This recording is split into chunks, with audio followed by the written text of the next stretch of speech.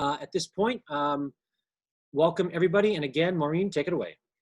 Great. Thank you so much. And thank you everybody for coming out on a, Friday night for this presentation. And we are going to discuss, if it comes up, wonderful. We are going to discuss Suddenly Virtual, transforming your classroom to an effective online experience. And effective meaning it works. I know that a lot of us transitioned to online learning this spring, and it was kind of an overnight decision. I know I got back from vacation in March, and then the next day it's like, oh, and by the way, you're suddenly online. And I didn't necessarily know exactly what to do, but I had to come up with solutions really fast and try to transition everything I was doing from the classroom experience to an online experience. And some of this is based on the lessons I learned there. Some of it's based on some training I've had from being a Google certified trainer, but also some ideas for best practices in online learning, which can work really well as you transition an in-person class to an online class. And if you're shy about asking questions and you want to ask a question later by email, I provided my email and my Twitter account as well if you want to ask questions that way as well. Okay. So the first thing to think about when you think about online learning is to rethink content delivery. When we're teaching in person, content delivery is pretty, you go up, you do your thing, you have your students doing things in person. But when you're doing something that's either synchronously online or asynchronously online, you have to think about how you're going to get the content that students need to those students. And so that's something that you have to keep in the back of your mind the whole time. And I have a teacher here kind of throwing up her hands because assessment is the number one thing I hear from teachers, which was difficult during the online transition. What do we do about assessment? If we give our students an online assessment while we're not in the classroom with them, how do we ensure that they are not cheating? How do we ensure that they're not Googling answers for everything? And how do we ensure that they actually know what they're doing? That is a problem, and that is something that we can solve in a couple of different ways. So this is what I heard from my language department a lot. But won't students just use Google Translate? Not only can they just use Google Translate, I put a Sheets hack in here, like a little picture of it, where you can actually get it to translate words into tons of different languages just by putting in a little code. So yeah, they can use Google Translate. Although I do show them about the evils of Google Translate. There's a wonderful YouTube channel, if you look up Google Translate, where someone sings songs. Adele's Hello comes to mind. It is a really fun one in a Google translated language. So it's translated from English into another language and then back into English. And it's very silly, and it shows students that maybe Google Translate is not the best choice because it may not give you as accurate a representation of what that says as possible. In fact, it's great for Latin teachers because if students use Google Translate, it's really bad for Latin. So you get all sorts of weird things. I put in the first 11 lines of the Aeneid and got something about a farmer. And if you've read the Aeneid, it's not about farmers. So it's just really interesting. It's not quite there yet for all languages, but just keep in mind that Google Translate is not the answer. And I have a colleague who has students sign a big poster that says, I promise not to Google Translate.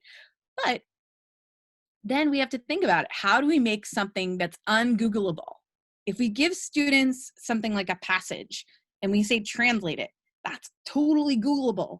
And so trying to figure out, okay, how do we make the tasks and the assessments that we're asking students to do in a way that they're not going to Google it? And this is nothing against Google. The X out of Google just means, not Googleable, not bad Google. Google's okay.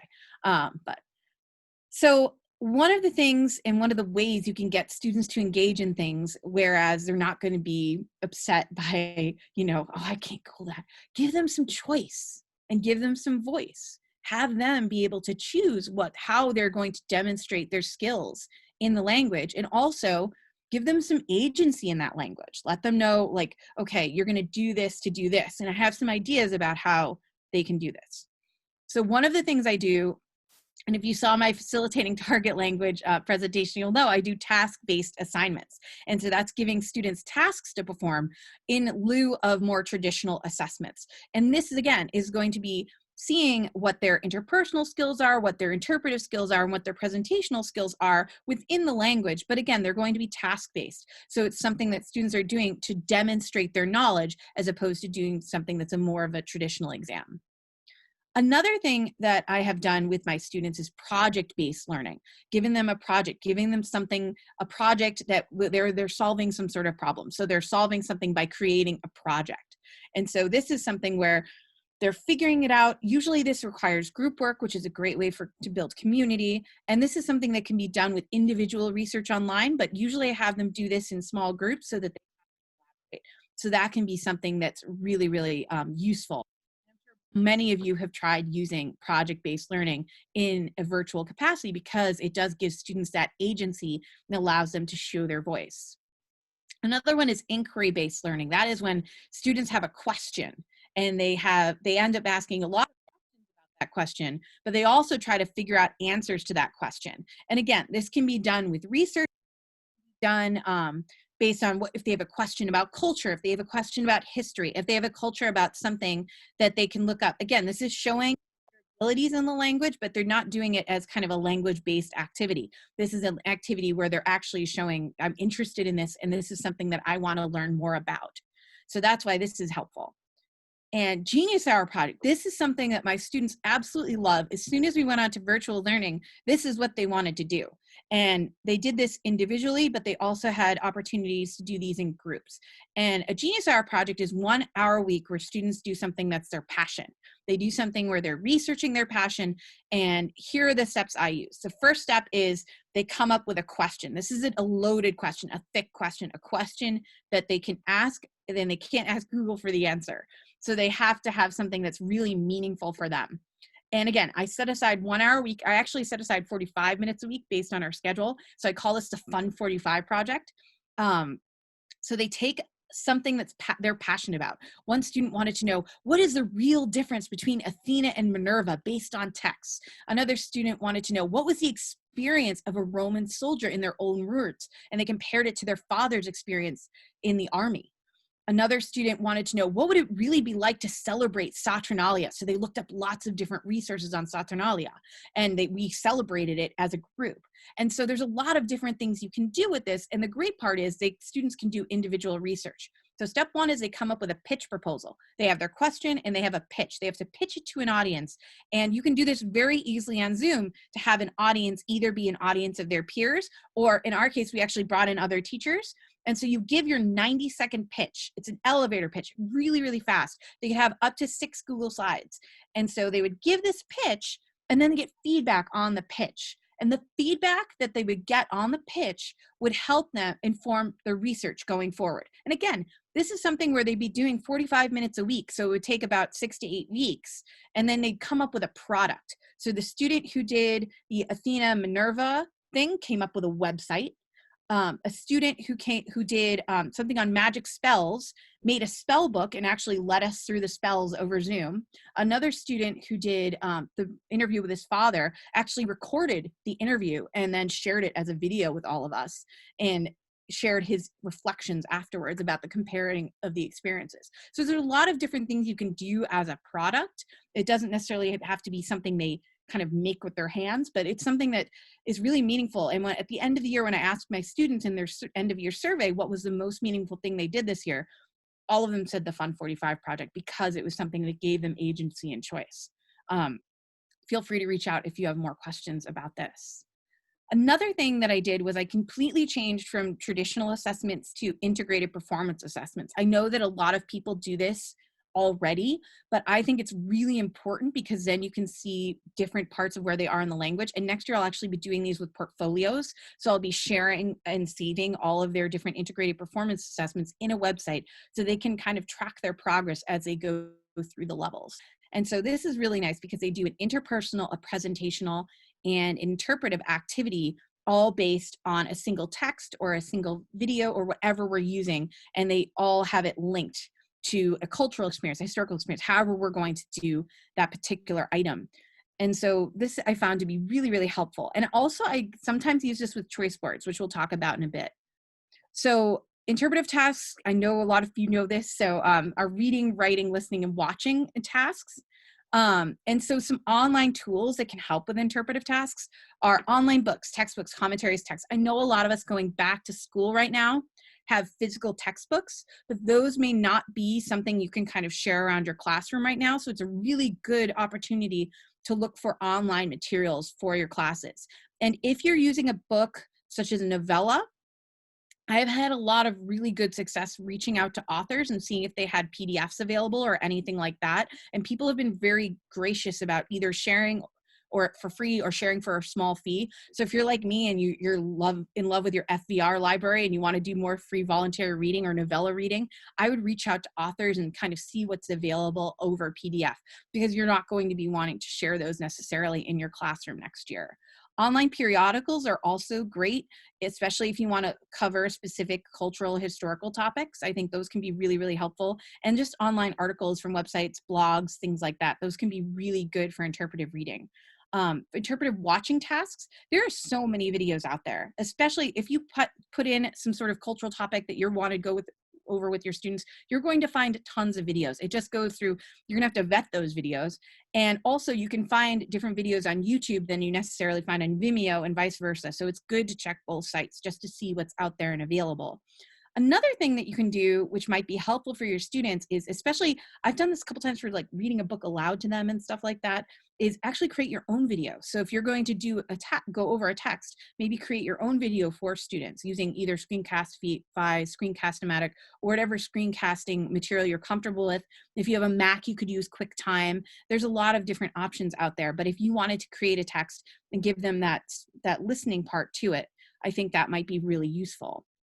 Another thing you could do is split up a text over Google Slides. This is what I like to do in my classroom a lot, and kind of put different parts of the text and add pictures. That's something you can do to make it more comprehensible to the students, but also give them a watching experience, because as we know, students love to watch videos. And so giving them that experience of kind of watching the text as you go through it can be really valuable for them. Prezi Video is another really great option for this. It's similar to Google Slides. It's a different formatting where you kind of bounce around. It's really neat, actually. So it's something fun to check out. It was free. I'm not sure if it's free anymore. But another free feature that's pretty recent, which some of you may have heard of, is Flipgrid screencasting. So that's when you can share your screen and do a Flipgrid video. And that's so easy to share with your students, especially if you're using something like Google Classroom, where it integrates really nicely. So that's something you can do as well. And for interpretive listening tasks, podcasts are always a great option, or listening to songs. So listening to songs on YouTube, listening to songs on Vimeo, or wherever you can share songs with students. Or even speaking dialogue. You could use Google Voice. You could use a lot of different things for interpretive tasks online. So interpersonal tasks, we think about speaking and listening, reading and writing. So online conferencing tools are really kind of the best option if you want to do person to person. So we're going to go over some of these tools later: Zoom, Google Meet, Microsoft Teams. You can also use, as an interpersonal writing task, you could use Google Classroom discussion questions. Piazza is another form. If you don't use Google Classroom and you're not allowed to use Google Classroom, Piazza is a really good forum for this. It's kind of an independent discussion question thing.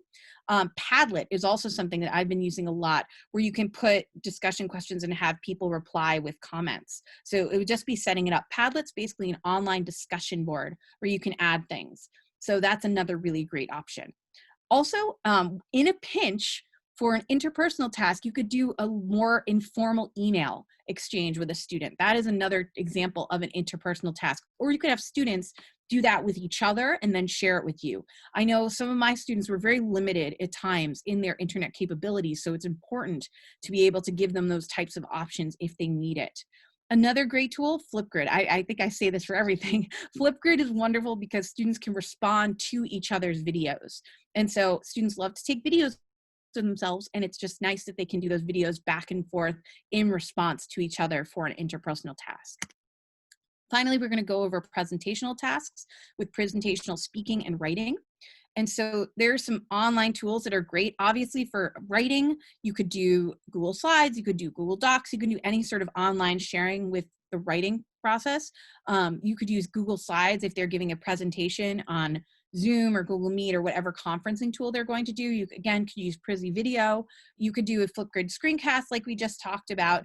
Or another thing that my students seem to be more comfortable doing actually during online learning is creating either a Google Meet or a Zoom and then taping themselves. So creating a recording of one of those Zoom or Google Meet and then sharing it, because they found that to be a little bit easier for them. So that's another option for the presentational tasks.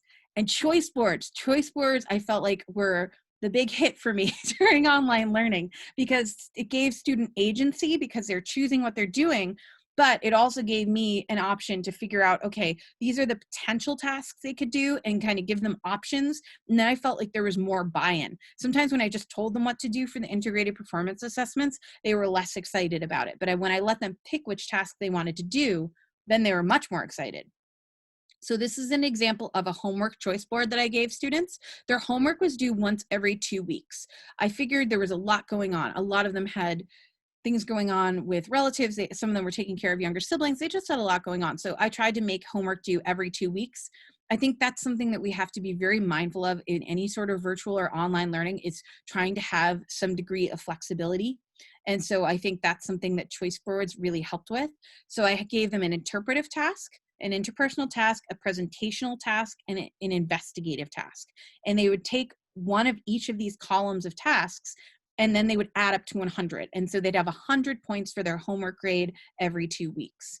I did it another way as well, where I had some tasks that were worth fewer points, but that ended up being confusing because some kids did all 10-point ones and some kids did all 50-point ones. And so I actually really ended up liking this a lot, but you don't have to do it this way. And a lot of people do choice boards that are 3x3. Some of them do 3x2. So there are a lot of different ways to structure it. One of the things I really like, especially for any students that are having some accessibility issues or having trouble staying organized, is that the choice board is all in one place. And so when they have to go back and figure out what their homework is, they have everything right here. So they know exactly what's expected of them 2 weeks out, and they can plan accordingly. So that was something that was really nice. And at the end of every class, I'd check in and see what parts they had completed and what parts they maybe hadn't completed. So this is something I will definitely continue in case we go from in-person to online to in-person, or any sort of back and forth. I feel like choice boards were really helpful for that. So here are some, I see something in the chat. Yes, I can absolutely share a document of the choice board with you. Can you ask that again at the end, and then I'll share the link? Is that okay? Okay. All right, I will. All right, cool. I will do that. And keep me honest. If I forget, email me and I'll email you. So, oh no, what did I do? Oh no, I'm going forward and I want to go backwards. Sorry. Happened when I did the chat box. Let's see. There we go. Oops. There we go. Sorry, thank you for your patience. So next, we're going to talk a little bit about synchronous learning. And so some of you are online synchronous, some of you are online asynchronous, but if it's a hybrid or if you're going back and forth, synchronous learning is important to talk about. So let's talk a little bit about the different options for online conferencing. Zoom. I feel like most people are using Zoom for things. There are some great capabilities. There's breakout rooms, there's recording capabilities, there's password protection, there's a chat, there's backgrounds. But there are a couple things that are out there. Privacy issues, there are way less than there were before. There's far fewer instances of Zoom bombing. But the other thing that's kind of limiting is you pay for 40+ minutes when you have multiple people, unless you have a paid account. So that's something that is a little bit limiting about Zoom. Was there a question, Michael? No, I think we're okay. Okay, cool. Awesome. So, well, I made a comment just that our entire district did not approve Zoom. We use Google Meet because of the privacy concerns. Sure. So, yeah. That's actually a great point. I don't know if you saw the updates, but Google Meet is really enhancing their platform. If it's not already available, it should be soon. So there should be functions for like a whiteboard, breakout room. So they've really stepped up their game. It was very primitive at the beginning of remote learning. They made some adaptation, but moving forward for the fall, it should really be more robust. So that's a great point. No, I agree. The problem is that if you don't have an Expedition account, it won't have all of those features. So it's a way for Google to get districts to pay more money. And so that's kind of problematic. Hopefully some of the features that you mentioned will be free, but I know that they're offering a lot of them just through Expedition right now, unfortunately. And I think that especially backgrounds, giving students the option to not show where they're having class, I think that's a wonderful thing. Like, I don't care if a kid has a T-Rex eating his head in the background. Like, I just want, I want them to feel comfortable in their space. And if they have to do a background, I think that's a really good thing. So I hope that Google makes that available for everyone. And I hope they make the breakout rooms available. I just, even as a Google trainer, I'm not sure that's what they're going to do. I hope so, though. Fingers crossed. And so one of the great things about Meet is it integrates so well with Google Classroom. I think that's a real benefit. My daughter used it for kindergarten and it was great. But again, it has great privacy, which is awesome. And the video recording feature is really, really easy. And again, the chat is only available to everybody. So that can be limiting too. I found that a lot of my students would feel uncomfortable sharing their questions with the whole class, that they would make use of the private chat function on Zoom to contact me directly. And so I felt like that was a real advantage for some students.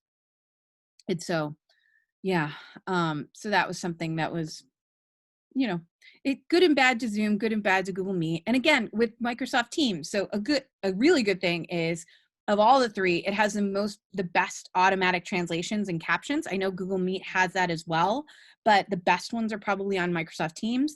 You can seamlessly move for things that you have on your computer to digital, so you can share links easily. And there are productivity gains because everything's in one place with Microsoft Teams, as opposed to going hunting around for things if you're using Google and Zoom, or even with Google, not everything's like so seamlessly integrated all the time. Some cons are it's hard to transition from Outlook. There's a confusing file structure for Microsoft Teams. The online meeting function of Microsoft Teams is not nearly as intuitive as Google Meet and Zoom. And there are also some challenges with permission. So those are things to keep in mind. I know a lot of school districts are looking hard at Microsoft Teams right now, but it's something that still has some bugs, just like Google Meet and just like Zoom. So are there any questions before I move on? I'm sorry, I don't want to step on anyone's toes. No, I didn't see another question, but just to comment in the discussion in the chat here, some folks have been mentioning some of these apps and programs are not allowed for a variety of reasons. But as we have mentioned, things are being updated and bugs are being fixed for privacy and security. So, and I think another main reason is just the accessibility that students have access to certain either devices or Wi-Fi outside of the classroom building is also an equity situation. So I know and understand and appreciate many districts being mindful of that. As you think about your reentry programs and plans, if you're privy to that information or you're on committees, really try to advocate to have some type of this available, simply because of the fact in a way it's built for what we want to try to accomplish through a multimodality approach and through task-based instruction. And as Maureen is sharing, these tools become essential if we want to make the classroom in this format. Right, thank you. So now we're going to talk a little bit about content delivery in an asynchronous environment, which is something everyone had a kind of baptism by fire with for the most part this spring. And so there's a ton of video options out there. There's so many. Screencastify is usually my go-to. I just find it to be so easy. There's an editing tool so I can edit things out easily. When I record a video for classes, I just keep going if I make a mistake and then I go back in and cut it out later. It's really liberating in a lot of ways. Also, I use Screencast-O-Matic, but the problem is I don't have a paid account, so it's 15 minutes and there's a watermark. And you can do some sneaky video editing and put stuff over the watermark. You're not really supposed to do that, but you can. But it is 15 minutes as opposed to Screencastify, which right now only gives you free 5 minutes. Now I pay for Screencastify because I think it's that good, but it really depends on what your budget's like and whether or not that's limiting for you. Flipgrid screen share, I know some of you can't use Flipgrid, but if you can download the video from Flipgrid after using Flipgrid screen share, you could be able to use that as a type of screen sharing.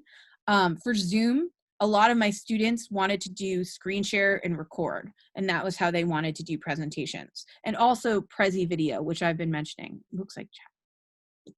Yes, you can record a solo Google Meet as well. That should be something that's available to you, which is nice. And I think those are really easy videos to share as well. So those are all good options. Edpuzzle, I don't know if some of you use it. You can use videos that are already made and then have students respond to the videos, and it links really well to these LMSs that I've mentioned. So that's another option. You can actually upload a video that you make of yourself, or you can upload a student's video that they've shared with you and ask questions on it, which is really lovely. I think that's a really nice thing to be able to do. So, Maureen, oh, sorry, we do have a question. Can sorry. you create a presentation in Zoom and show it in a Google Meet? So I guess that's kind of a functionality of, can you show a video inside of one of the conferencing tools? You can. I wouldn't highly recommend showing a video all at once. I think my students compared it to when they sang with a choir in Google's Meet, and just it was just a little off. It's just everyone's kind of singing at the same time, and it's not really syncing up. So you can absolutely play a video in Zoom or Google Meet, but what I would recommend is kind of sharing that video with students and having them watch it synchronously, sorry, rather than having them all do it at the same time. Just because of lag time, you might have students doing it at different times. That's why something like Edpuzzle is nice for asynchronous learning, actually, because then students get the opportunity to watch the videos and answer questions that you can put in there that you would have wanted them to answer about the video as they were watching it. So that's something that could be really useful. Yes, and LMS is a learning management system. So some people have maybe Schoology or Blackboard or Canvas or Google. So there's a few different options out there as well for that.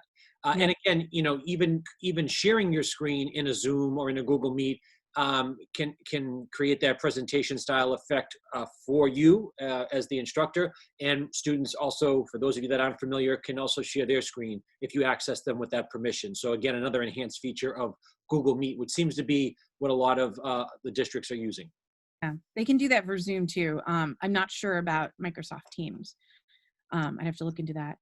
So if you can't use Edpuzzle, another thing you can use is Play Pause It. And again, using videos already made, you can add it from YouTube and Vimeo, which extends the different videos. Although be really careful, because I had a student who added a video that was not super appropriate by accident from Vimeo, so don't do that. So make sure you vet the videos first. And one of the things I like a lot about Play Pause It, and you could do this when you upload videos to YouTube as well, but I don't think this is a function you can currently do with Edpuzzle, is you can add captions. And I know that I have some students who are hearing impaired, and adding captions to any video is super, super helpful for them. And so being able to create captions where there are none is a really valuable tool. And another thing I really like about Play Pause It is you can ask questions at different intervals during the video, and students have to answer that question before they can go on and watch the rest of the video, which I know they do for like our online learning as adults for school. So now when we do our kind of health training online, they'll ask questions at intervals. So we can't just watch a whole video and then answer all the questions at the end. So it actually makes you pay attention more, which is a good thing. VoiceThread. Good question. I don't use VoiceThread a lot. I've heard really good things. I have a colleague who uses it all the time. I know that it's not super functional with Google Classroom, which is probably why I don't use it, but I do know it's a very effective tool. That's a great question. So something to go over, which is hard, and it's something that we don't always realize, it are the best practices for videos. And so I'm guilty of having videos that are too long sometimes. I like to talk and I like to share, but best practices for videos are 3 to 6 minutes maximum. You are lucky if you can hook them after the first 90 seconds. So really you want to have a picture or something they can look at right away. Videos should be focused on one topic at a time, just one thing. If you go into too many topics, again, you're going to lose the interest of the students. Ideally, there's a talking head in the video. And I don't like to watch myself in videos either. And some people do. I'm not a fan of that. But now I make all of my videos with my head talking, because students are more likely to watch it if they're watching you speak. They're more likely to want to interact with a human being than a screen, which makes total sense, of course. And use pictures. Copious pictures help people to focus. It focuses their attention on the text. Weirdly enough, if you have pictures, they're going to be more focused on the whole thing. That's why there are weird pictures throughout this whole presentation, just to keep your attention going. And also using large limited text. So trying not to overwhelm slides with text. There's no limit to text, but really trying to do as little as possible. So that's something fun. Lila. Oh, so I use Edpuzzle. I use some Edpuzzle. I actually like PlayPosit a lot more now, but I would use those for asynchronous lessons or homework assignments, just depending on what I'm doing. I could use it for a homework assignment. Again, I changed to choice boards for homework assignments, but when I was in-person class, I could do it for more homework assignments. But for asynchronous learning, if I was giving students, let's say, an extra work for that week because we only met twice or something like that, then I would use it for asynchronous learning. But that's a great question. And it's also a great point, a great question, because we're in a different environment, and we're in a situation where we're not able to give that formative assessment or that quick check-in reading quiz in the classroom. And so we can't replicate that online and in a real authentic fashion. So allowing the functionality of Edpuzzle, PlayPosit, and we can look at the analytics. And I tried that at the beginning of the remote learning period with my class that I taught this past year. And really, I found that it bridged us to that point where it's like, okay, they're good with that information, and I can look at the analytics. And if I had to email them or touch base with them individually, I could do that. But for the sake of the continuity of my getting to my task, I knew that piece was covered. So these tools also will, for us, give us that formative assessment to see where they are, without us trying to give a multiple choice quiz online. So it's just not going to work in that fashion for us. But the platform is great for that formative piece behind the scenes. Oh, question. PlayPosit was free this spring. I'm not sure if it's still free. I hope so. It was great. The next thing we're going to talk about is creating a hub, which is really important for online learning. One of the things I was researching this spring is how to do most effective online learning. And a lot of us have learning management systems, but it's even more important that we make our learning management system a hub. And so there are some differences between having a class website and having a hub. So for example, a class website is static. It doesn't really change all that much. It sometimes has feedback forms and the ability to comment, but it's more similar to an online brochure. It kind of stays the way it is. A hub, on the other hand, is dynamic, meaning it's changing constantly, meaning it's more interactive. So maybe posting a question every week that students have to answer. The dynamic part can be changing pictures. It could be posting a video that students have to watch at the beginning of a week. And also, it has a sense of kind of communication. So there's two-way communication offered in a hub, as opposed to a website where there's commenting features, but it's not necessarily kind of a two-way communication idea. So here are some of the types of hubs that are available, and I'll go into more detail about the ones I'm more experienced with, but some of you may be using others, and if you have extension questions, if I don't know the answer, I'm happy to help look it up with you. So some of them are things like we've been talking about: Google Classroom, Schoology, Google Sites, PowerSchool, Canvas, Moodle, Blackboard, and Blackbaud. So those are all types of hubs that are available currently. So here's some pros and cons to the different types of hubs. None are without pros and cons. So the pros of Google Classroom are it's easily accessible. There's a grade book. It's not the greatest. You can submit files easily. There's a good calendar link, and it's easy to organize. You click and drag, which is awesome. It's even easier on the app. If you don't have the Google Classroom app, it's beautiful.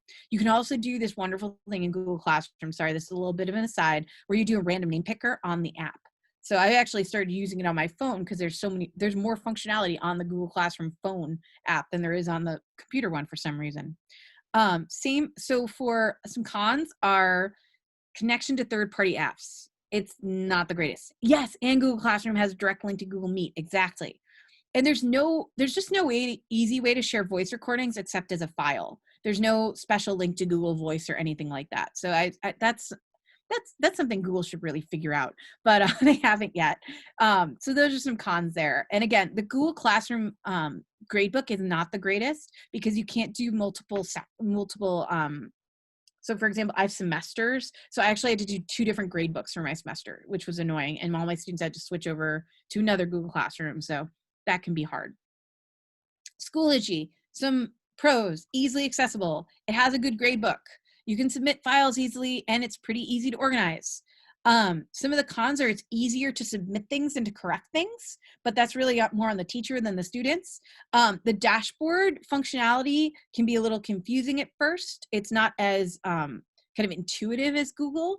And the connection to third-party apps works most of the time, but you have to make sure that all the links work. I've run into that problem sometimes.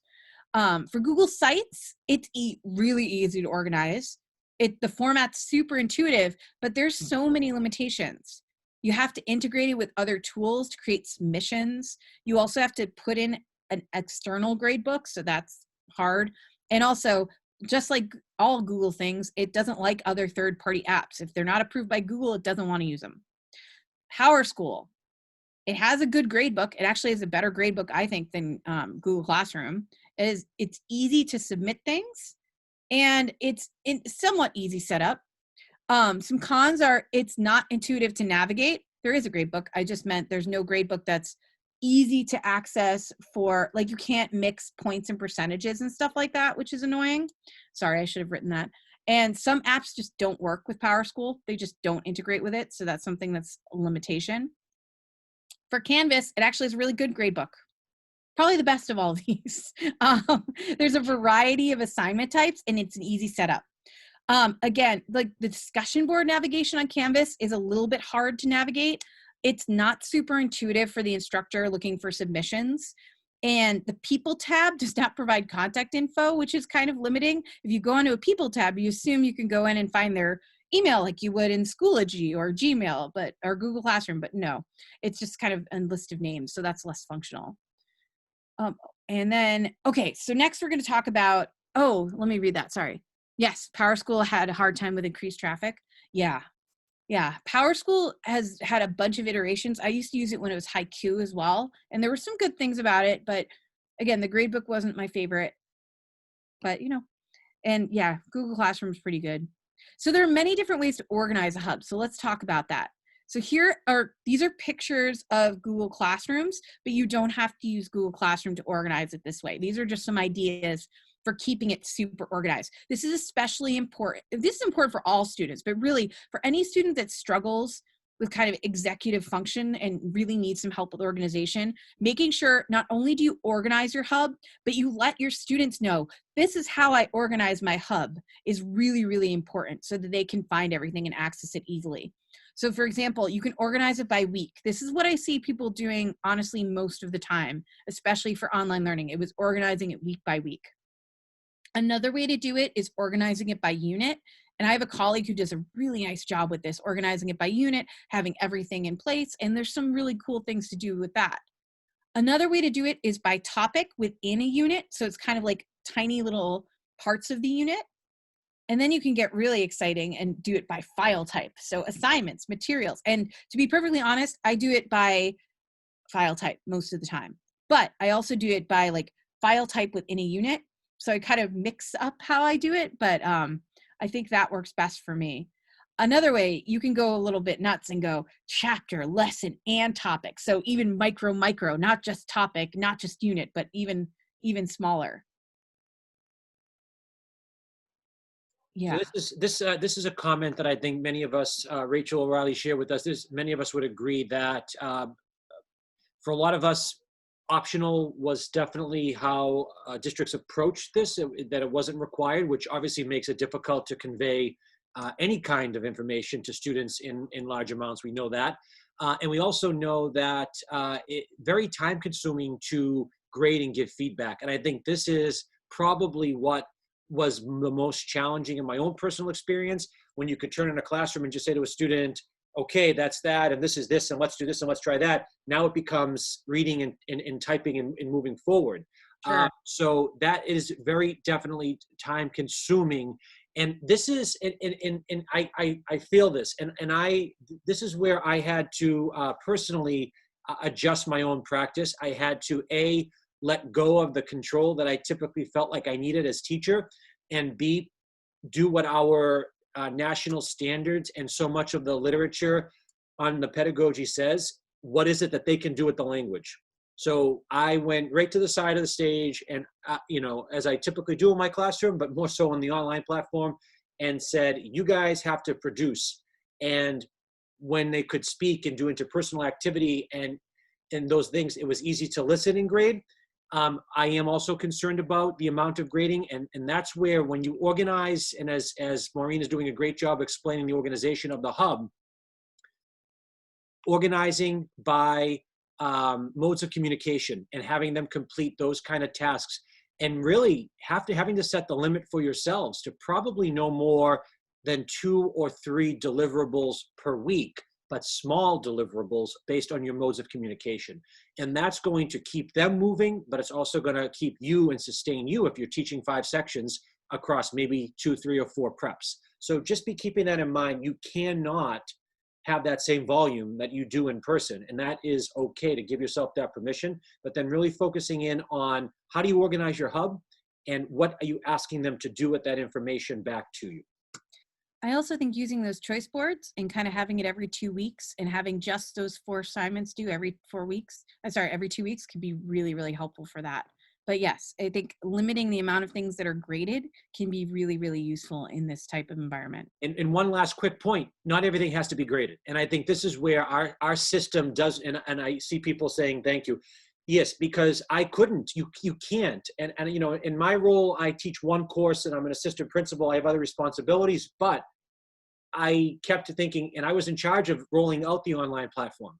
And all I kept thinking was, if it's taking me this long to grade one class, what is happening to my colleagues that have 3 or 4 or 5 sections and they have a work family responsibility? So very mindful of that.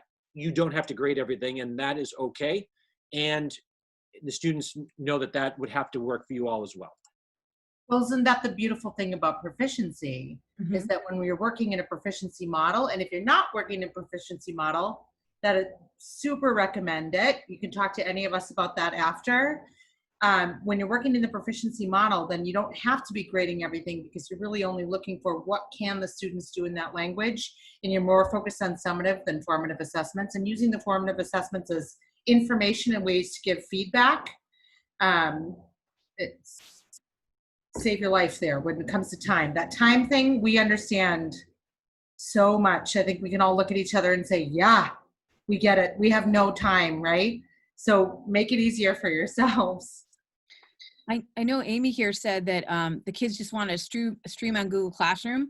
Even if all they're looking at is a stream, use emojis or abbreviations to tag items in the stream. You have to make sure they understand what is what in the stream, because I find that if I don't tag something as this, you have to actually complete, do this, they're not going to do it. So it's really important to tag like, okay, this is homework, this is important. Maybe do some sort of emoji next to it so they know what you're talking about, and come up with a system with the students. Find out, okay, what would work for you if I tag this as this? Will you look at it? Not that they should be ignoring anything in the stream, but we know how students work, you know? So I think coming up with a system that works for you and your students is probably the most important part of a hub. And I put down there the different kind of hack. And these comments and these ideas are awesome. And obviously in districts where there's some mandatory requirements for the students, that's going to be one pathway. I think when we saw that in many areas, it was optional to attend, and we look at the level of student engagement, and the question becomes, what do I do as teacher to build my community? Because they will come to your classroom if it is a place where they're valued and they can express themselves and there's some choice. So when you are entering this from that multimodal task-based approach, you will get that buy-in. And then obviously giving them feedback in such a way, as Amy points out, is going to be really relevant, because if they feel like they're going through all this and they're getting like a check mark or a 5 out of 5 in your grade book, and there's no feedback or encouragement, it sends the message that we're having them jumping through hoops and checking boxes. But the personalization of this is so important, and really taking the time at the beginning of all of your synchronous meetings and even in your asynchronous platform to say, what's up, how's it going? You know, to validate that experience as well. Right. And someone had a question about the stream. So if you know that your students are just going to look at the Google stream, if you add an emoji, or if you have some sort of tagging system, like this is the homework assignment, this is your activity for the day. If you have some sort of tagging thing with your students so they understand what everything is in the stream as they look at it, and make sure that in every title, you have the due date, I think, or the date that you're doing it. That's an efficient way to organize the stream.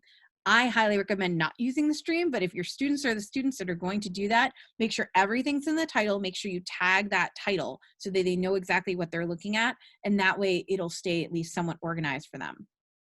Oh no, I missed helpful elements of a hub. Let me go back. My apologies. Oh, I stopped sharing. That's not good. Sorry. Let me get that back. Oh no. I X'd out of it by accident. Hold on one second, everybody. Sorry about that. Yeah, and that is also too a good point that Maureen is talking about, is the consistency to which there's transparency in the week's essential question, the learning objectives, and the fact that whatever the expectation is, they can find it. The feedback that I heard over the course of the few months is, well, I don't know if it's in a calendar, if it's on a page, if it's in a discussion post. So those are all things. Consistency and doing it the same way each week will also garner a little bit of that buy-in, and also the parents will appreciate that, as we all know. Absolutely. I think that's really, really important. Okay. Sorry, I'm getting right back to it. Let me share with you. Okay.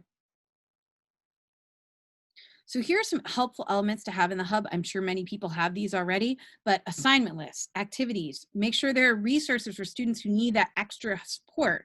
So if that's videos, if that's documents, if that's opportunities for them to ask questions, if you put it out there with some sort of discussion board where they can ask questions of each other and of you, I think that's really important. Having due dates on there and update their information in real time. Make sure if you assign something in class that you update it in real time as you're going by.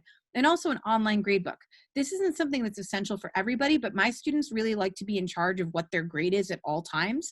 And so it's kind of nice to give them that access. Some of them check it way too often, but it's also good for them to kind of know where they are. Some resources that would be probably good to include for students would be things like Khan Academy videos, YouTube reviews, teacher-made review videos, student-made review videos, directions. If you do a quick video of yourself giving directions, that will really support those students and give more accessibility to what they're doing. Make sure that those due dates are on there, and also give opportunities for students to submit feedback. Also, keeping community is a big part of online learning. I think this is the one part that my students felt the most this spring, was just not being with their friends, not being in the classroom environment. And so talking about what worked to create community in person and how can we translate that to an online experience. So one thing that's really essential is virtual check-ins. Now I know we can't check in necessarily with all of our students every single day, but it's nice to have some sort of virtual check-in, and there's a lot of different ways to do this. You could do a one-on-one check-in, put every kid in a breakout room by themselves and go through and just ask a question of the day or something like that. How are you doing gets old. How are you doing is something that doesn't necessarily work all the time. So maybe like, what was the best part of today? Or what'd you have for breakfast? I don't know, something like some little thing, or that you can do with students just to check in about something. Glow and grow, what's something that's going well? What's something that you have to work on? This could be done in small groups, or this could be done in a one-on-one check-in. And also completing tasks in small groups, like everybody find something red and take a picture of it or something like that. Completing even community building tasks, or everyone agree on something they like, to have them talk about it in the target language, and just have them do some little community building activity. Everyone talk about whether they like cats or dogs better and agree by the end, go, or something silly like that. Just something to get them chatting with each other and checking in with each other. A couple of ways, I know some people can't use Flipgrid, are creating a kindness grid where somebody has to compliment someone. My students did this with Post-it notes earlier this year, and it worked really well. People just wrote kind things about people. It was really, really nice. But you could do this with students creating videos of themselves. You could have them to respond to sharing about personal likes or dislikes. You could have them say, you could make a video that has something like, I love dogs, dogs are the best. And then you could have students responding to that being like, no, you're wrong, dogs are not the best, or something like that. Again, getting them to kind of personalize it a little for themselves. I actually had them do that one in the target language in Latin. They talked about their love of dogs or cats and why or why not, and they described them with using adjectives, and it was fun. And it was a neat community building experience because then they all knew what they liked and didn't like. And also you could do Flipgrids to reflect on their learning experience, what's working for them and what are they struggling with. And they could have that as a private share with you if they wanted to do it that way. So Pear Deck has some really nice check-ins if you're using Pear Deck. What is filling your bucket today and what is draining it? Doing a stress check, or saying what was easy about the lesson, was interesting and challenging, and what was too hard. I do these and make them optional at the beginning of class sometimes, and I think it was really nice. I'd say out of my 18 students in one class, I had like 16 of them do the stress check one day, and I just noticed that things were not so great with them. So I kind of pivoted and did something a little different just to kind of be mindful of their stress. A Google form check-in, these are potential questions. How are you taking care of yourself today? Again, kind of moving away from how are you? What habit have you started recently? What problem do you wish you could solve? What time of day are you most productive? That's a fun one in the target language. And what surprises you about online learning? Again, these can be target language. These could be an L1, whatever you want to do. Special person interviews, if you don't do these, they're really fun. Just asking a question of either one person per day, or asking multiple questions of one person, or asking everyone in the room one question about themselves where they share a little bit. And one that I like to do with my students is kind of, where do you fall in birth order? Are you the oldest? Are you the youngest? Are you in the middle? And they all kind of know that about each other afterwards, which is kind of nice. Have them do some sort of gratitude response. Everybody has to say thank you to someone else. You could do this with Flipgrid. You could do this on Zoom, however you wanted to do it. Doing a kindness board Padlet. So again, you could use it for a discussion board, but you could also have people adding kindness things like thank yous, kind things about each other, or doing it through a discussion question on LMS, kind of like the special person interview. But if you're doing asynchronous learning, having them respond by typing through a discussion question. There are a lot of group work opportunities that you could do with online learning. And my students said that this is the part of the classroom that they missed the most during online learning, was the opportunity to work in groups. You can like partner summaries where people can read to each other in the target language. One reads in the target language and the other one responds in L1, and they try to figure out what they're saying. Another one is creating group projects like we talked about, group check-ins like we talked about, creating collaborative cartoons. So they read a text and they all create a cartoon together. I have a Google Drawing template if you want that. And just creating group feedback. So having them read something and kind of give their feedback as a group, get together, have them discuss in a breakout room or as a small group, and then share with the rest of the class. One of the most important things, and I know I'm starting to run short on time, is continuous feedback loop. And I'm not going to get through everything. I'm so sorry. But this is one of the things that I think is the most important things about online learning, is making sure there's continuous feedback loop. As people were saying before, students need feedback or they're not going to do things or not be motivated to do things. So it's really important that the student and the teacher have a two-way conversation back and forth about learning that helps the teacher to understand where that student is in order to help that student improve. And so examples of this would be the teacher gives a student a task, the student submits work, teacher gives feedback on the work, student corrects their work, student resubmits their work, teacher gives feedback on that work. And eventually we get to the point where we hope that the student demonstrates mastery in some way. And so just continuing giving feedback. So this is a little bit different. And this kind of takes that pressure off of the grading a little bit too. If we're giving feedback to students, then it's less of a final grade and more of a, let's comment on this. Let's give a little bit of feedback on this. And so feedback must be purposeful and goal specific and non-evaluative, allow for correction, and self-reflection. And so there are lots of different ways to do a feedback loop. You can do an email exchange. That's the simplest one probably. Sharing through the LMS, so students should submit work and then you can comment on that work. Using Google Voice comments too, if you don't want to type out. I know people are talking about typing a lot for grading. Video submission through Google Slides. This is something my students started doing and I thought it was brilliant. So they were submitting all the works. I would assign everyone a number slide, then they would just share all their work in a slide. So then everything I had to be grading that night would be in one Google slide deck. It was brilliant. It was so easy. And I never thought to create Google Slides like that, but it really, really helped. Having video feedback through Screencastify, that's a new thing that Screencastify is offering. I've tried the beta version. It's actually really good. Video feedback through Flipgrid, if you can use Flipgrid. Back channeling feedback through Padlet. You can have students submit something through Padlet. You can submit a file there, or they can take a picture of their work and submit it and then have comments on that. Or feedback through discussion questions. Again, you could use Google Classroom questions or Piazza or something like that. So here's some interpretive feedback. Interpretive feedback, I won't go back, is basically when you're looking at something and you just tell the student what you see. And so when you're looking at their work, you tell them, okay, I see this, I see this. It could be giving critique, but interpretive feedback would be, what do you see when you look at their work? That's an example of interpretive feedback. And you would probably write this up, or you can make a video of yourself giving this feedback. Interpersonal feedback is a two-way conversation. So you have a conversation with the student where you're kind of giving a back and forth. Like instead of interpretive, where you're just kind of describing what you see, interpersonal is I'm asking a question, you're answering it, maybe you're asking me a question, and back and forth. So that'd be an example of interpersonal feedback. And presentational feedback, song and dance here, is actually kind of modeling.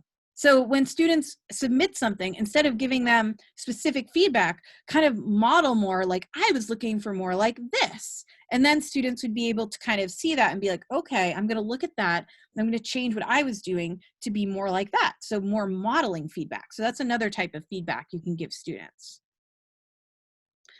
Feedback can be entrance tickets. Usually it's, what do you remember from yesterday? What's going on? Or what did you not learn that you wanted to learn? Something like that. So that would be a good example of an entrance ticket for feedback.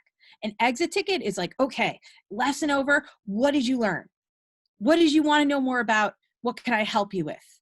What questions did you have in class that did you get an opportunity to ask? And again, entrance tickets and exit tickets can be really useful for online learning as students come in and out of, maybe they weren't there last time, maybe there's something that they needed. And so it's a good way to kind of gauge how everybody's doing. Maybe they had to turn off their camera the whole time. And so you're like, oh, were they there? Were they engaged? What's going on? So that can be really helpful too. And I just want to put out there, I don't require my students to turn on their cameras. I know there are students who are really uncomfortable with it. I know that there are students who don't like looking at themselves. I know there are students that for whatever reason don't want to show their camera. And so I allow them that opportunity to turn it off if they want to. It's really important with any feedback loop that there is an element of reflection. This is reflection both from the student and from the teacher. The teacher should reflect on, okay, the student's doing this, and they're doing well, and they're doing this, and so what can I do to help them get better? And the student should reflect on the teacher's feedback in order to have them get better. So it's really important that reflection is also a part of the feedback loop. Now, I know I'm over time. I'll just take about 5 minutes, if that's okay with everyone, if you can indulge me, just some ideas for exceptional students. And when I talk about exceptional, I don't mean just students who have IEPs or anything like that. There's all sorts of reasons why students can be exceptional learners. And so this is kind of addressing that a little bit. So one of the ways to best do this is through differentiated learning. Some interpretive tasks are group work with roles. And hopefully I can share the slide deck with you so you can go through in more depth later. So create a story based on new vocabulary. There's a ton of different things. Again, I use Jamboards or slides as kind of a virtual whiteboard for students so they can all share on it. So that's something to keep in mind too. Where can they have a sharing platform where they can share ideas? And that really helps with the group work with roles. Partner work, we already talked a little bit about this. Things like using Kahoot, Quizlet, but there's a lot of different ways you can do partner work. Grouping students based on ability or interest in book clubs. And so again, I have been reaching out for virtual ways to do this. I have some PDFs from authors. I've been using my own stories that I've been creating for students. So there's a lot of different things. I put a couple quote games on there, the quote game, where they have to find a quote from the book, making new stories from it, creating cartoons from it, checking for understanding by reading aloud or physically demonstrating it. So you could even do these over Zoom, the physical demonstration and everything. Free voluntary reading, we talked about a little bit. Again, a little harder with this, but you might have to create your own materials. Word walls for cite passages, really important. Movie talks, again, I'll share this so you all have this. Story listening, checking for understanding using Paradoc. Interpretive writing assessments, again, the interpretive part of writing and showing what they know, just like an interpretive feedback, kind of showing what they see and demonstrating they understand. And in personal tasks, we talked a lot about these conversational tasks, debate or informal responses, email or informal responses, listening to a prompt and giving an informal response, and finally presentational tasks, which is what we spend a lot of time on, again, with the slideshows, alternatives to slideshows, and different types of things they can do as a presentation. Maureen, Some can you briefly just talk about what would be a digital word wall? Yeah, Jamboard. I've been using Jamboard as a digital word ball. You can also use Google Slides. Also, I just started using, I'm doing a book club with my students this summer, and they wanted to use Padlet, and I really like it. So you can use a digital word wall with Padlet, which is nice. You only get 4 free ones, so you have to keep deleting it and getting another one if you want to keep it free. But it's really cool. So I would definitely use Padlet for a digital word wall. Jamboard is also a free app you can use for that, or Google Slides if you find that to be more functional. So one of the things that I think a few of us may have run into were students without regular access to the internet. And here are 2 really good options for that. You can do Arist, which is creating a text message course. So you can add images, links, messages, emojis, and questions all on text message. So if you have a student, I had one student whose computer was out for a week, so they could only use their phone. And I started using Arist because it was free. I hope it keeps being free, but this was really helpful for them. And there's Remind, which some of us might use already, but it's text message sharing. And so you can add a photo or a video, a file, Google Drive.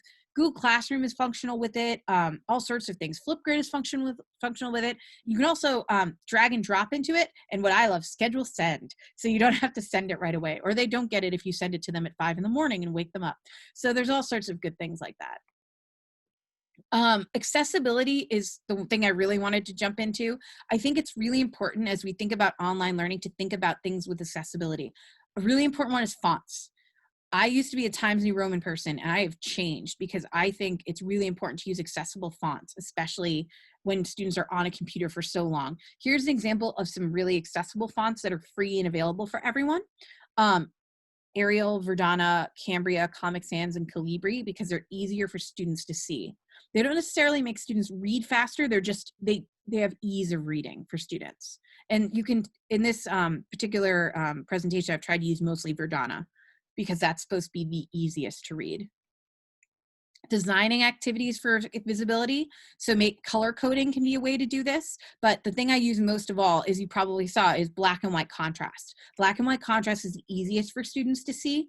And I try to make the name, because that's important, and also directions in the black and white contrast. Or as you can see in the bottom picture, when I'm introducing lines of text to students, I do black and white contrast so that they can tell the lines from each other.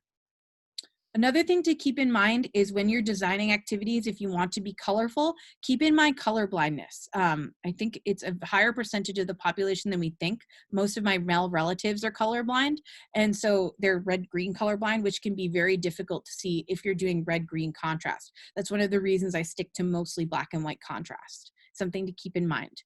Eye fatigue is real, and it's been happening to students, definitely. So making sure that students understand how they can adjust their computer to help them, and also designing activities to get students away from the screen. So things like scavenger hunts, writing on paper and taking a picture of it, having them journal, doing some reading challenges, or have them videotape themselves doing something rather than doing it online. So, and also change their screens to warm in dark rooms or cool in bright rooms to help adjust their eyes better. Reading aloud of materials, you don't necessarily have to be the one to read aloud. There's a lot of reading aloud things out there, especially on YouTube for accessibility. Also, there are captions and transcripts on YouTube. Like I said, in Play Pause It, you can make transcripts, you can make captions, and also read aloud options are available on Quizlet. I think it's for the paid account, but it can be very helpful when you're doing vocabulary. Another tip is you can put read aloud videos into Google Slides and format it so the text is read aloud and corresponds to each slide. When I taught the Odyssey last year, I did this for one of my students, and it was really, really helpful for her. Here are some accessibility apps that can be really useful for students, and this is the last part, so you're almost done, don't worry. Strict Workflow gives you a 25-minute, 5-minute workflow. So you work for 25 minutes, you get a 5-minute break, and it's keeps repeating as necessary, it's really nice. And as I said, the weapons of mass distraction, because the one thing about online learning is there's shiny glitter online and they want to go look at the shiny glitter. And so giving them an app like this to help restrict that can be really helpful. Speechify turns text into audio. These are all Chrome extensions or apps. So if there are tons of other things, if you don't use Google and you need help, let me know. I'm happy to help. Beeline Reader goes into focus mode. So it has a color gradient that actually makes reading easier. It's very cool. Mercury Reader declutters websites. It makes it just simple and easy to read. Anything for simplifying is good. Adblock blocks ads and bammers from websites. It can be really, really useful. Time blocker, timer blocks distracted websites. So you'll say, okay, I don't want to see Facebook for 2 hours. And so you can put it in there and it won't let you access Facebook for 2 hours, which sounds silly, but it actually can be really, really helpful. Dictionary is actually an app that reads words aloud and gives the definition, which is as cool as it sounds. Move It scheduled movement breaks. I have some students who were having a lot of trouble just sitting still. So we installed this on my computer during our Zoom call. So we had to get up and move every once in a while. And I found that the students, between using Move It and brain breaks, were a lot better off. And brain breaks could be as simple as putting a silly picture in the middle of a Google slideshow and having them look at it and say, what's going on in this picture? Or my favorite, I would put the statue picture and everyone had to pretend to be the statue or something like that. Just something silly to get them up and moving. And so thank you for your patience. I'm 9 minutes over. I apologize. What are your questions? Thank you so much, Maureen. That was excellent. And the last portion of the presentation made me think a lot about, we provide so much content and skill development for our students. And so many of us have tried so hard in the past months to provide them the community experience. And so all those final ideas will speak so much to the fact that they may not learn and remember everything that we taught them, but they're going to remember how we made them feel during the remote learning in particular. So thank you very much. Are there any questions that anyone would like to ask out loud? Elisa, to TikTok, you don't want to see me dancing, so I'm going to hold off on that one now. But are there any other questions out there that? Yes, I do, Michael. Yes, I do. It looks like, what makes a font accessible? That's such a great question. So an accessible font is a font that students can read more easily. It doesn't necessarily make the reading any faster for students.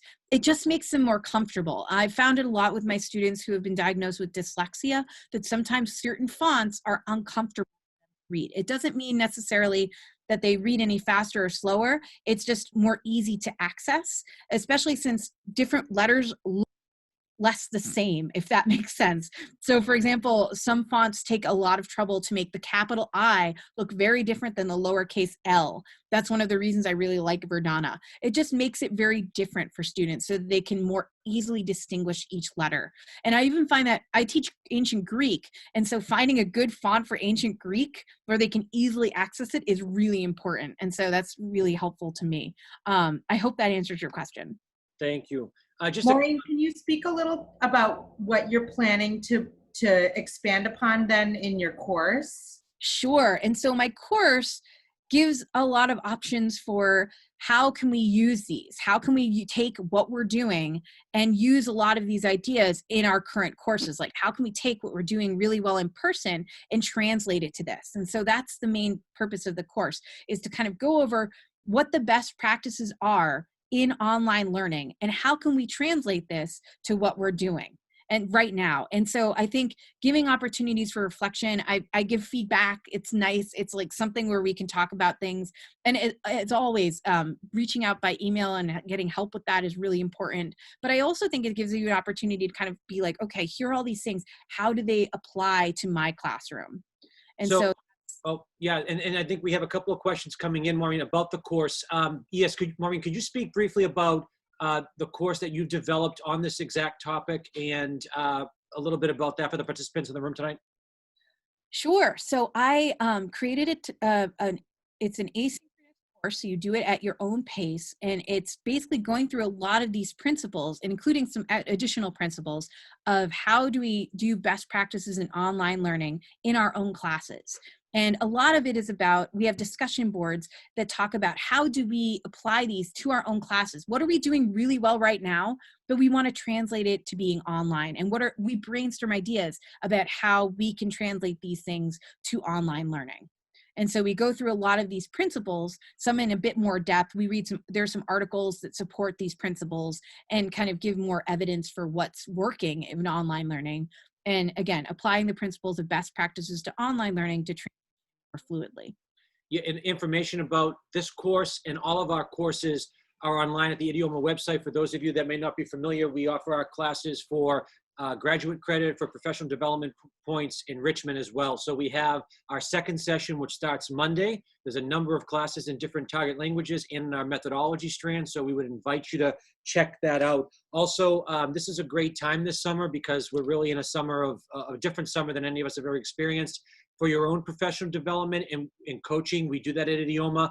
I'm working now with districts to gather folks through Zoom, or as restrictions change, possibly in person, to do some of these workshops and professional development. We do this during the regular school year as well, but also in particular now, because we're more around and available, and departments could be available, we'd love to be able to work something out with folks on any topic in particular, but it could be remote learning. It could also be any topic with proficiency or something in your target language. So keep that in mind as especially for you department chairs or curriculum coordinators in the room, but also for teachers. We're also gathering people that are of like mind that want to just learn a little bit more on different topics. So to do some either individual coaching or some group coaching. And if districts would like to take a class together, we can arrange that as well. We can work with you on the details that go into that. So our second session starts on Monday coming. Our coaching and PG sessions are available, and we will share with everybody the resources from this and post it as well eventually to our website. Thank you so much. So I know we appreciate your time, and we know it's Friday evening, and we thank you. And we know you have family members and other things to get back to. So if anyone would like to stay on the line to chat for anything in particular, if you're interested for programming for yourself or your district, I would love to stay around. Maureen would hang around for a moment or two. So let us know. If not, enjoy the weekend and enjoy the summer. We'll see you soon. Thank you. Yes. I will share the slides too. Is that okay? Yes, please do. That'll be great. We'll share those slides in PDF format, and then we'll share that with the recording probably at some point by mid next week. Awesome. Wonderful. And again, if you find that you have questions as you go through the recording or the PDF, feel free to reach out. Yes, definitely reach out to us. With all of our professional development and our coursework, and I always offer my participants a lifetime of email questions. So I reach out as much as you'd like to reach out, and it's part of the giving of the profession. And for us, this is an opportunity to extend the professional learning for world language teachers, which doesn't really exist in many other platforms, that directly relates theory to practice. And that's what we like to do, is bridge the theoretical with the practical. So all of our webinars and our seminars and coursework, everything relates to what you could actually walk into your classroom in person or virtually the next day and actually do. Maureen, thank you very much. This was the best PD I've been to so far this summer, so thank you. Please, Catherine. if you have any questions, I'm happy to help. Bye, Amy. Thank you. Hi, Maureen. I have a quick question. Yeah. I looked at your presentation on Quizlet and how you use that and I think you did this presentation before remote learning, but have you been using Quizlet at all? Yeah. During remote learning? I was using Quizlet nearly every day as kind of a warm-up activity. I was using a lot of Quizlet where I blurted out and had students try to guess what was coming next. A lot of Quizlet with, I did some color coding. I used a lot of it with translation for my students, just so that we weren't just sitting around translating, so we go through them that way. A couple of other things I did with Quizlet a lot were pictures with Quizlet, so trying to match the picture to what was being said in the Latin. So I found Quizlet to be a really useful tool. It didn't quite seamlessly fall into any of the categories tonight, unfortunately, but it's something that I use a lot. And so if you have questions on how I'm using it, I'm happy to follow up with that. But I use it, I have tons of them for Caesar and Virgil if you want any. Yeah, well, thank you. Unfortunately, I'm not teaching AP next year. I switched schools, but hopefully one day again soon. I'm sorry? You use Cambridge? No, Jenny. That's okay. I could share. Oh, that's too bad. I Yeah. don't know if there's Jenny stuff on there. I'd have to look, but if I hear of anything, I'll let you know. Yeah, so you usually use Quizlet as a warm-up activity though, and then sometimes to get through a translation in class. Right. And I often use Zoom with breakout rooms with online learning. And so I'd have them do that. But they also really like doing Quizlet live individually. They found it to be very competitive and they would know which animal they were, but not what animal everybody else was. So that was kind of a fun thing as I projected the screen, they could follow their progress. So that was nice. Great. So Quizlet Live is still a big hit with them. Okay. Great question. Thank you. Of course. I'm going to put the link to Maureen's course in the chat right now. So those of you who may be interested in pursuing this further, this is a quick, instead of navigating the website, although the website's easy to navigate, just so you can jump right there. I'll share the link with you, and that way those of you who may be looking for professional development credits beyond this particular webinar, we're not offering PD certificates for this webinar, but if you're interested in taking the course and you do want to get PD credits, Maureen's self-paced course is a great way to do that. And get your friends involved, because the more of you that sign up at the same time and participate in the self-paced course at the same time, the more of an enriching experience it can be too. We have a couple of working on it now and they're responding to each other and it's really cool. It's clear they work together and they're working hard on doing this together. And so it's really nice to see groups of doing it together. So do we offer a master's program? That's a great question. We are, at the current moment, the answer is no. But we will. But we will. We are working on that, and we're working on combining a program, essentially more or less 5 methodology style courses and 5 content specific language courses. So we're working on building that now. So our hope is to have something in place in the relative near future. So definitely check back our website, reach out to us. We hope to have some more information coming soon, but that is a goal. Maureen, I have a quick question about speaking. I had a really hard time during the online learning to get my kids. They really don't like to use anything with their video taping. So I'm not quite sure what else. I use Google Voice, Okay. but I don't quite know what else I can use. When I would have them try to even send something on Remind, but Remind doesn't send voice messages. You can't, like from a phone, like they were trying to do that. And the Flipgrid, I'm going to try again this year. I'm going to try to slip it in there in some fun ways and use the stickers so they can cover their faces. But we have historically a bunch of kids who are not and their parents who will send you messages that say, I don't want my child to be on any video. And so I end up having to either scrap it or